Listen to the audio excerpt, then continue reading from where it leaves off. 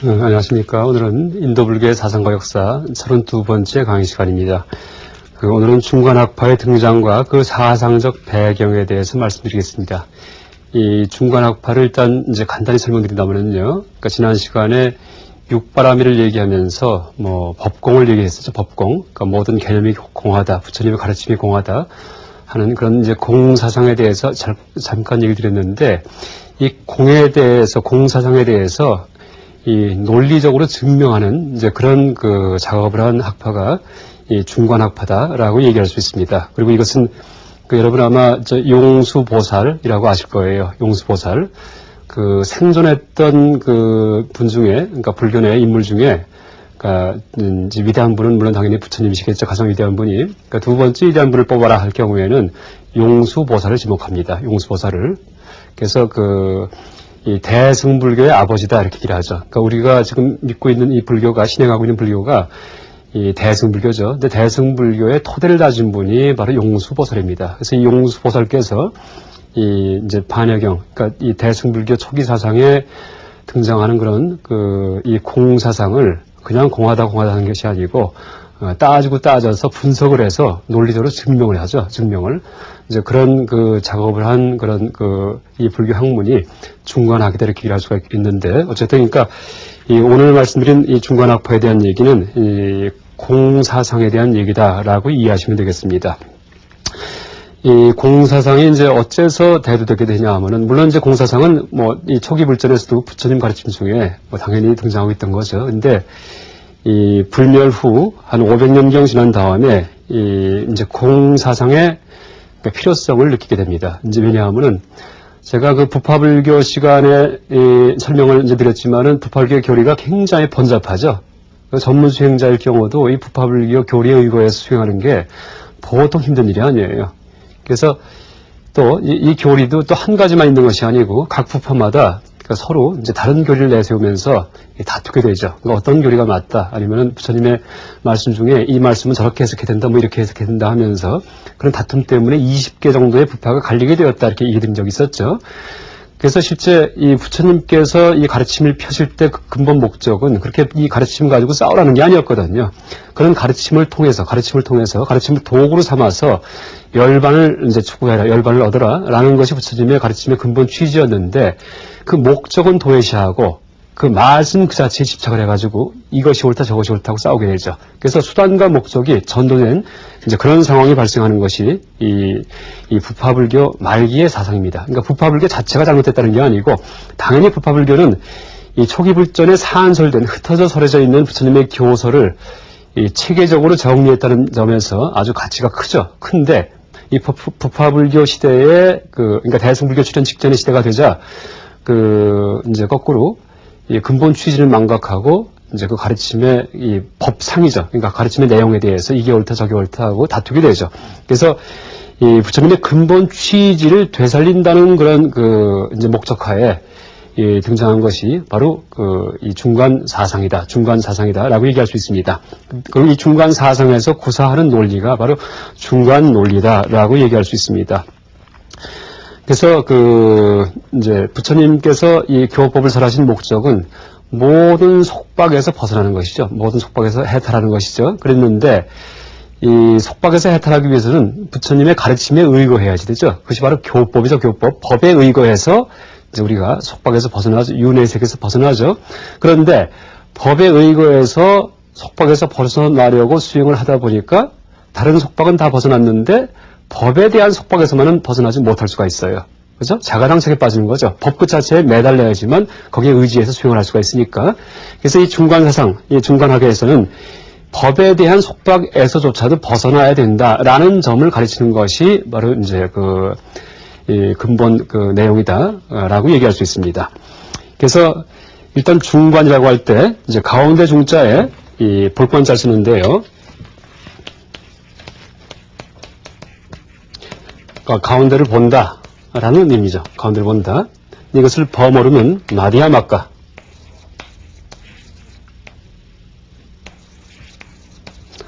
라고 얘기를 하고요. 마디아마까 혹은 이제 중관학파 혹은 중관학의 논사들, 그런 스님들을 얘기할 때는 마디아미까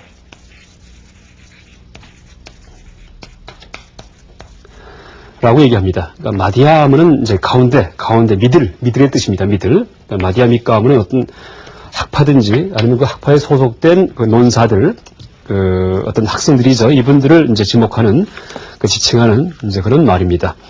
이제 마디아 마가의 경우에는 실제 중이란, 가운데라는 뜻은 들어있지만은 볼관자에 관이라는 뜻은 들어있지 않습니다. 볼관자에. 이 관자는 누가 붙인 것이냐 하면은 이 중관학이 기원 후 150년서부터 250년경 생존했다고 추정되는 이제 그런 용수보살에 의해서 창시가 됐는데 이것이 나중에 이 구마라집 법사에 의해서 중국에 소개가 되죠. 중국에 기원 후 한 5세기 초쯤 해가지고요. 중국에 소개가 되죠. 소개가 되는데 그 이후에 중국에서 이 중관학에 해당되는 그런 논서들이 쭉 번역이 되다가 나중에 이 수나라 때가 돼서, 그러니까 기원 후 한 6세기경에 길장 스님이라는 분이 탄생하죠. 길장 스님. 그러니까 이분이 중국적인 중관학, 다시 말해 삼론학, 중국적인 중론학을 삼론학 이렇게 얘기합니다. 세 가지 논소를 연구하는 학문에서 삼론학의 대성자인데 이분이 붙인 이름입니다. 그래서 이분이 이 용수보살의 저술 중에 그 중관학에 대한 그 내용을 그러니까 이제 아주 상세하게 설한 그런 저술이 바로 중론인데, 중론 가운데 중자 써가지고요. 여기에 대한 주석을 붙이게 되죠. 그것을 그 길장스님께서 이제 주석을 붙이는데 그 주석의 이름을 중론소가 아니고 중관론소 이렇게 얘기를 합니다. 중관론소 그렇게 붙입니다. 그래서 이제 관자가 붙어서 보통 우리가 마디아 미가를 번역할 때 중관학이라고 이제 번역을 합니다. 이 관자는 어디서 왔냐 하면은 이 중관학을 얘기하고 있는 이 중론은 전체가 총 27개의 장으로 구성되어 있습니다. 챕터. 그러니까 27품으로 되어 있는데 각 품의 제목이 그 예를 들어서 뭐 관인연품 해서 관은 볼관자고요. 인연은 연기 인연이죠. 품은 이제 그런 챕터라는 뜻이고요. 그래서 인연에 대한 관찰, 관거래품, 뭐 관오음품 해갖고 관과 품으로 이제 항상 되어 있습니다. 그래서 이 각 품의 제목에 제일 앞에 써 있는 그 관자, 볼관자를 이제 따와서 그 중자와 결합시켜서 그러니까 중관이다라는 이름을 만든 것이다라고 이제 우리가 추측할 수 있습니다. 어쨌든 이 중관학은 이제 부처님께서 말씀하신 이제 여러 가지 다양한 교리의 근본 취지를 망각하고 이제 수단인 말씀에 집착을 해서 이제 다투는 그런 부파불교 시대에 그 병폐를 치료하기 위해서 등장한 사상이다라고 얘기할 수가 있죠. 부처님 가르침의 근본은 뭡니까? 바로 연기 사상이죠, 연기. 그래서 이 중관학서는 사실은 연기를 가르치고 있다라고 얘기할 수 있죠, 연기. 인연 연자에 일어날 기자 써가지고요. 모든 것이 다 인연에 의해서 발생한다. 이런 뜻이 이제 연기죠, 연기의 의미죠.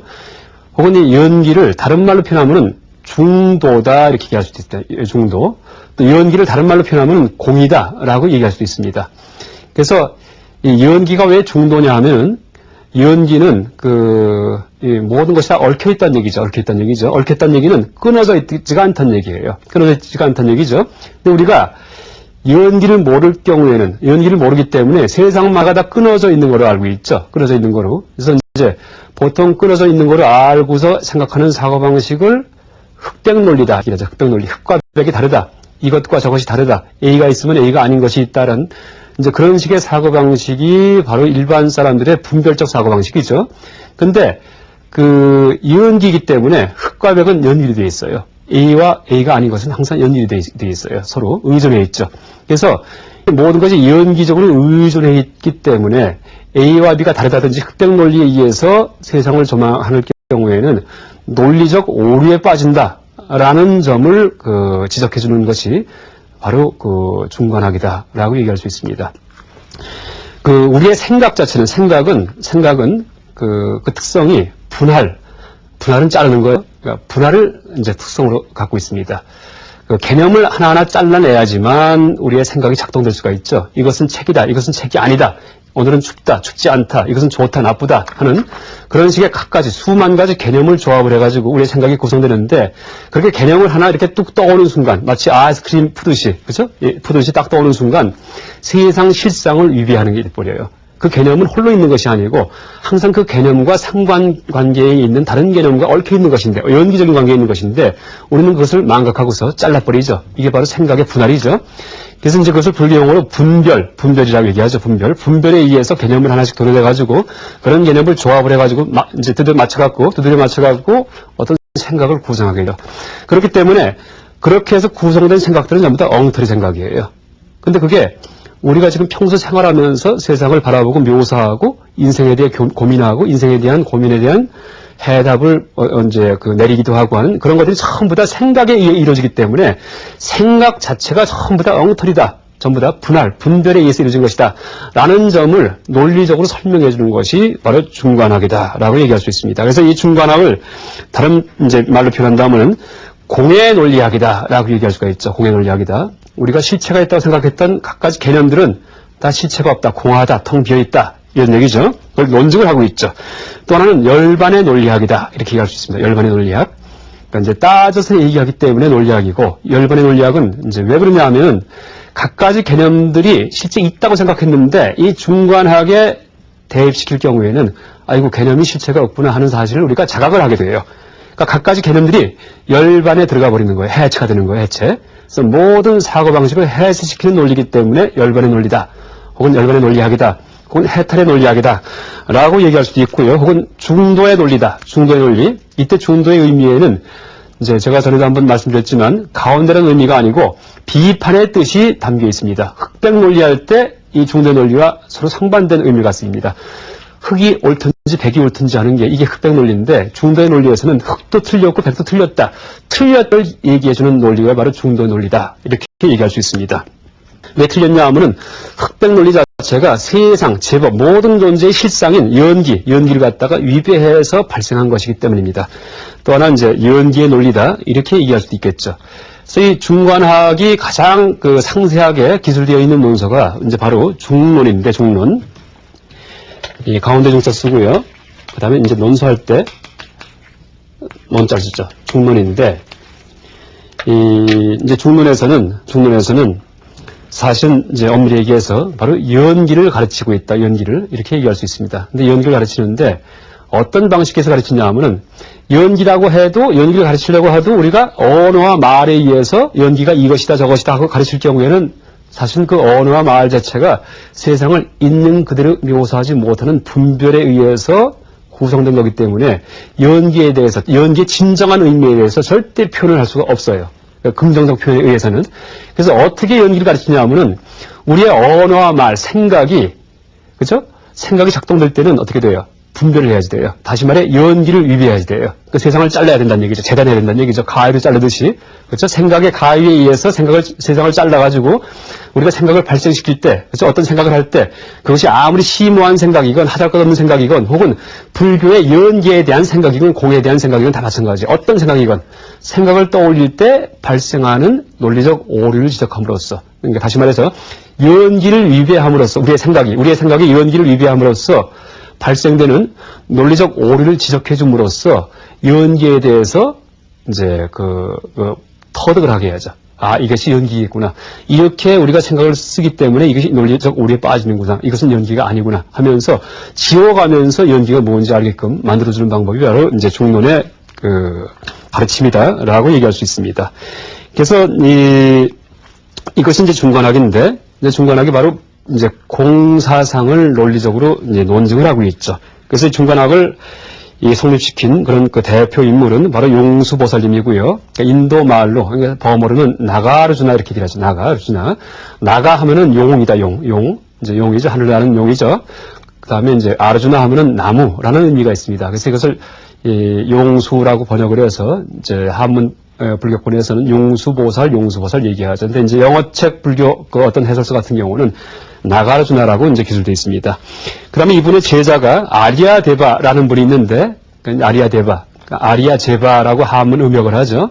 그래서 아리아는 성스럽다라는 뜻이고, 데바는 하늘, 천신을 의미하는데, 그래서 성천보살이라고 얘기를 하기도 합니다. 그래서 이 용수보살, 창시자인 용수보살과 그 제자인 아리아데바를 이 성부자다, 성스러운 아버지의 아들이다. 그러니까 대승불교의 토대를 다지신 아버지의 아들이다. 라고 얘기를 합니다. 그래서 이 용수보살의 이제 전기, 그 다음에 이 제바보살의 전기 은재에 대해서도 뭐 제가 조금 소개를 드린다면은, 용수보살은 처음에 불교도가 아니었죠. 근데 원래 뭐 어떤 스님이건 다 마찬가지지만은 어릴 때부터 청명하셨고요. 근데 나중에 이제 어떤 일로 인해서, 그러니까 불교에 귀의를 하죠. 귀의를 하는데, 그 다음에 아무리 불교 경전을 섭렵을 해봐도 성에 차지가 않아요. 그러니까 스스로 어떤 복식도 만들고, 의발, 그러니까 이제 의복도 정하고, 그 다음에 기율도 새로 정해갖고, 신흥 종교를 창시하려고 이제 마음을 먹죠. 근데 그때, 용왕, 그러니까 바다에 사는 용왕이 이것을 불쌍히 여겨갖고, 그러니까 용수보살을 데리고 용궁 속에 들어가죠. 용궁 속으로 이제 데려간다. 이런 이제 얘기가 있습니다. 용수보살 전기에. 그래서 용궁 속에서 수많은 대승경전을 열람을 시킵니다. 그때 용수보살이 아주 감복을 하죠. 그래서 그 대승경전의 내용을 요약을 해서 이제 나중에 다시 인도로 돌아와서 용궁에서 나와가지고 여러 가지 논서를 저술하게 되죠. 그래서 이분이 저술한 논서 중에는 아까 말씀드린 이제 중론도 있고요. 그 다음에 회쟁론, 그러니까 회쟁론은 나중에 소개드리겠지만은 공사상이 한참 퍼진 다음에, 중관사상이 한참 퍼진 다음에 그때 공사상은 자가당착에 빠진 사상 아니냐 하고 이교도가 공격을 해요. 거기에 대해서 답변하는 내용으로 되어 있는 것이 회쟁론이죠. 왜 자가당착에 빠졌냐 하면은 모든 게 공하다 하는데, 그렇다면은 모든 게 공하다라는 말도 모든 것 속에 포함되어야 되니까 모든 게 공하다라는 말도 공해야 될 거 아니냐. 그럼 그 말 무의미한 말 아니냐. 이렇게 공격을 하죠. 여기에 대해서 해명하는 회쟁론의 내용이 아주 철저하게 이제 그렇게 이제 기술되어 있는데, 그 내용은 제가 중관학에 대한 강의 말미에 다시 상세하게 설명드리겠습니다. 그 다음에 뭐 60송 열이론 혹은 뭐 공 70론, 공에 대해서 70가지 개송을 통해 설명하는 공 70론 이런 것도 있고요. 또 이렇게 부정적인, 그러니까 공사상은 논파의 사상이고 해체 사상이고 부정적인 사상입니다. 근데 이것 말고도 권계왕송 혹은 보행왕정론 해가지고 자기 친구인, 용수보살의 친구인 어떤 왕에게 어떻게 하면 정치를 잘하는 것인지, 일반 백성들에게 무엇을 가르칠 것인지, 또 이 왕은 어떤 마음 자세를 갖고 살아갈 것인지 하는 그런 도덕적인 얘기들, 그 다음에 어떤 수행에 대한 얘기들, 이런 것들을 이제 그런 가르침들을 담은 그런 논서도 남아 있습니다. 그래서 실제 중관사상은 용수보살이라는 그런 수행자, 그런 스님께서 전체 갖고 계셨던 사상 중에는 아주 일부입니다. 일부. 그러니까 그분의 다른 저술들 중에는 부처님에 대한 찬탄, 세속적인 수행법, 소승수행을 굉장히 이제 중시합니다. 소승수행에 대해서. 이제 또 하나 우리가 명심해야 될 것은 중관사상 혹은 공사상이 소승불교를 절대 부정하는 사상이 아니다라는 점입니다. 그럼 왜 소승과 대승이 갈리었냐? 중관사상, 공사상에서는 소승불교에서 부처님의 교법을 대하는 태도를 시정해주고 있습니다. 그러니까 소승불교를 부정하는 게 아니고 소승의 토대 위에서의 공사상입니다. 철저하게 소승, 부파불교, 구설원 같은 교리를 알고 있어야지만 그 이후에 공을 배워야지만 진짜 올바르게 공을 배웠다 얘기할 수가 있죠. 공만 배울 경우에, 공사상만 터득할 경우에는 아주 위험하다라고 얘기를 합니다. 그 얘기도 제가 나중에 여러 논서를 이제 근거로 들면서 설명을 드리겠습니다. 그래서 이 공사상, 중관사상은 절대 소승을 부정하는 사상이 아니다. 단지 소승에서 부처님의 교법을 대하는 태도, 그러니까 실제론적인 태도죠. 교법, 법이 다 있다 하는 태도죠. 이것을 시정해주는 사상이다라고 얘기를 할 수 있습니다. 그래서 이제 이 용수보살은 이렇게 이 용왕의 인도에 의해서 그러니까 대승을 연구한 다음에 그 다음에 이제 대승불교의 대논사가 되었고 대승불교의 토대를 다지시는 분이 되었다라고 얘기할 수가 있죠. 제바보살은 용수보살의 제자인데요. 그러니까 용수보살의 역할이 주로 불교 내적인 역할을 했습니다. 그러니까 불교 내에서 그 전까지 부파불교 그런 논사들의 잘못된 불교관을 시정하는데 주력한 분이 바로 용수보살이고요.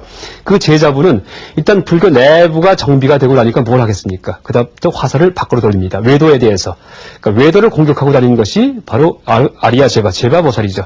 불교가 자비의 종교라고 하지만은 단 물리적 폭력을 행사하지 않는다는 점에서 자비의 종교지 논리적으로는 가차 없습니다. 잘못된 세계관, 잘못된 종교관은 절대 그냥 놔두지 않습니다. 왜? 자비심에서. 왜?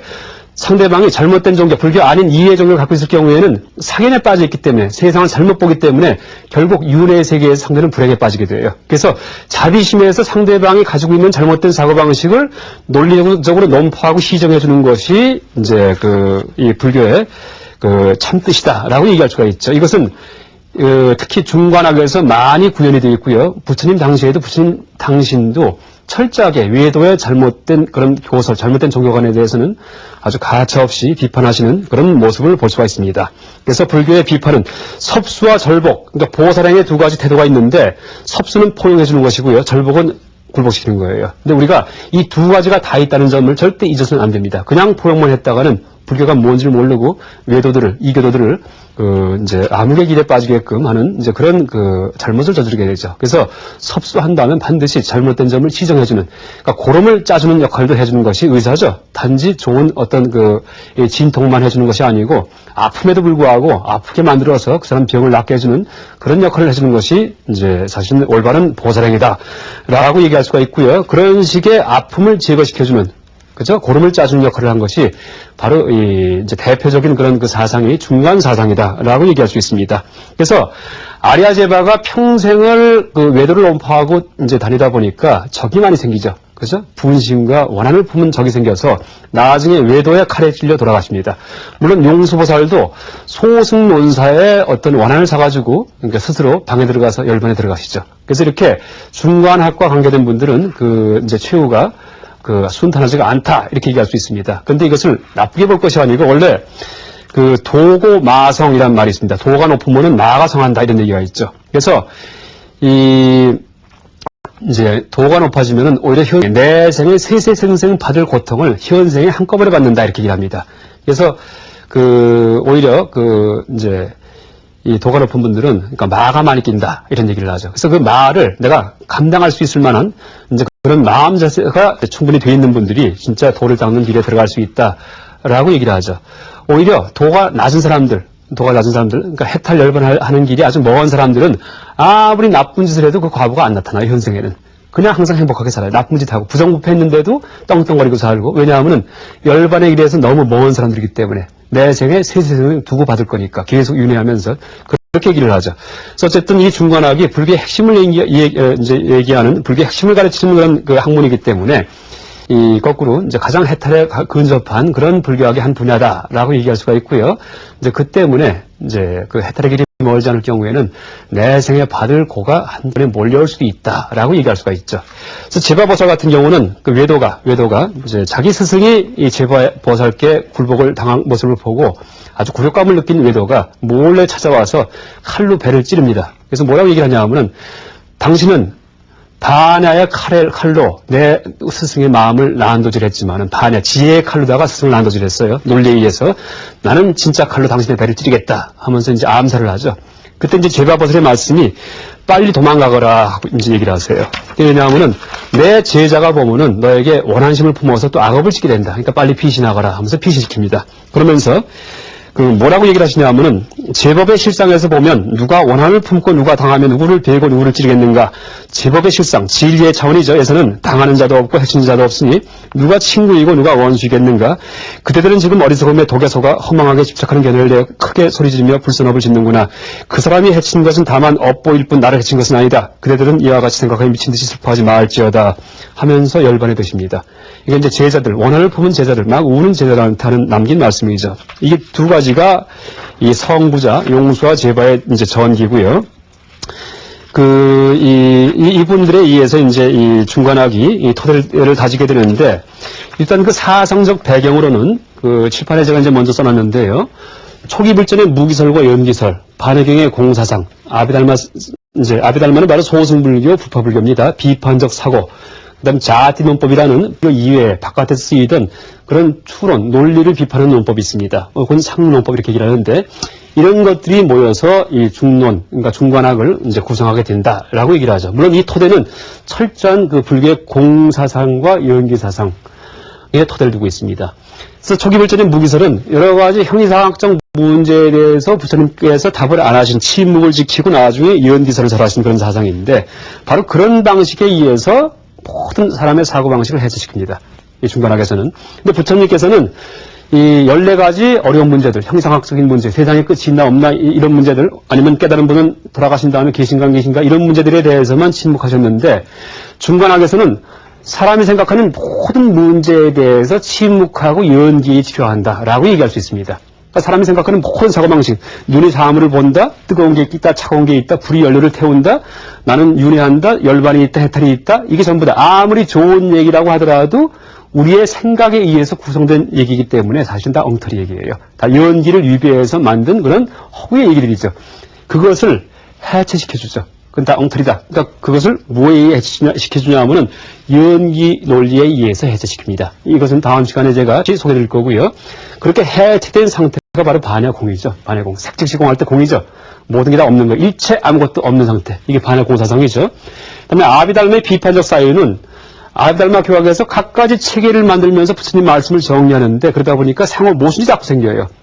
왜냐하면 둘 다 사람의 분별에 의해서, 그러니까 상호 모순되는 그 체계 자체가 다 사람의 분별, 생각에 의해서 구성된 체계이기 때문에 서로 대립되고 모순에 빠지지 않을 수가 없죠. 그래서 이런 모순에 대한 그 문제점을 자각하고서 여기에 그 토대를 두고서 이 중관학이 등장하는 거죠. 또 하나가 자띠 논법인데 이 자띠 논법은 그 기원은 좀 불분명하지만은 불교 이외에 있던 논법이고 이것도 이제 나중에 제가 조금 소개해드리겠지만은 그 인도에서 전통 인도 논리학에서 그러니까 사용되던 혹은 어떤 분들은 이걸 비판하던 그러니까 비판도 되고 또 수용도 됐던 그런 논법입니다. 이것은 이 논법은 사람의 사유를 비판하는 논법입니다. 사유를 갖다가 사람의 사유 자체가 다 엉터리다라는 얘기를 이제 증명하는 논법인데 이 네 가지가 종합이 돼가지고 이 중론이라는 논설을 이제 작성했고요. 그래서 이제 그의 토대를 두고서 중관학이 성립을 하게 되었다라고 얘기할 수 있습니다. 이상 오늘 강의를 마치겠습니다. 감사합니다.